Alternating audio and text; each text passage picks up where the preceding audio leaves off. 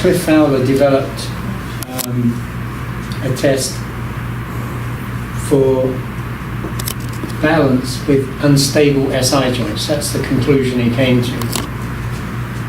By talking to Diane and Jim Meadows, we all came to the conclusion that it would not just be specifically for SI joints. It's really lumbosacral and the SI joints if you have an instability, but also an unstable hip. And he called it the Portland test, and I was fascinated. I said, you know, why'd you call it the Portland test? He goes, well, I thought it up in Portland. Good reason. So the way he describes it just a little bit differently, we've added to it with his permission. And that is looking at the sulcus. I've got my right thumb over the right sulcus. I can do two pushes here. I can push along the line, or I can push tangentially to separate the joint. So the first thing I'm going to do is ask you to just put one leg in front of the other. Good.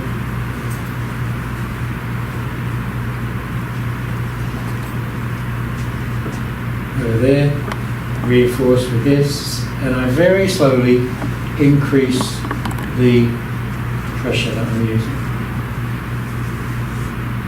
And she can withstand it. And that's recruitment. That's why you have to do it slowly. And I go at right angles.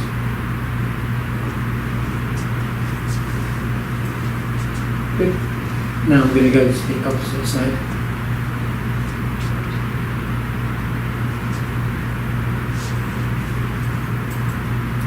Oh dear, that's not good. So we've got quite a significant movement there. She cannot hold that position. You don't have to push so hard you knock them over. You can feel she's not resisting pretty much straight away. Now we'll go this way.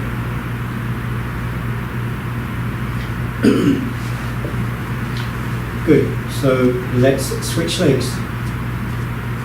Just go to this.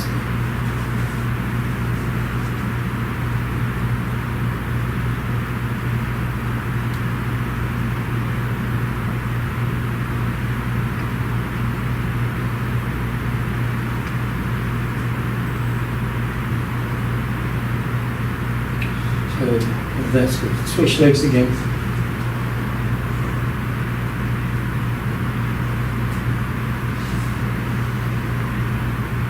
So it's basically pushing on that left sulcus with her right leg in front. Now she has an instability which we can see, and you guys have confirmed that that is an unstable segment. And we see her inability to balance as we're pushing in that direction. So what does that mean? Does it help us? No, not with the instability. It tells us that she has a weak spot in terms of her coordination and balance.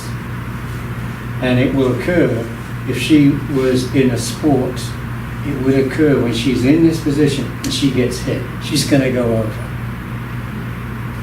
So we can now use this as a treatment technique, which is more important, I think. We've got other tests that will pick up instabilities, like not coordination. So what I'm going to do is an old test, this neuro test that we use for hemiplegics.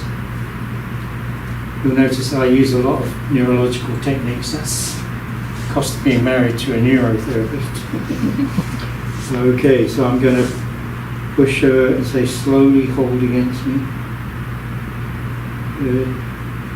And then in that position, hold against this hand. Hold. Hold. So it's called rhythmic stabilization. And it's the perfect way of recruiting extra motor units. And having done that, she can now use herself, just rock on towards your right foot and then back onto your left foot.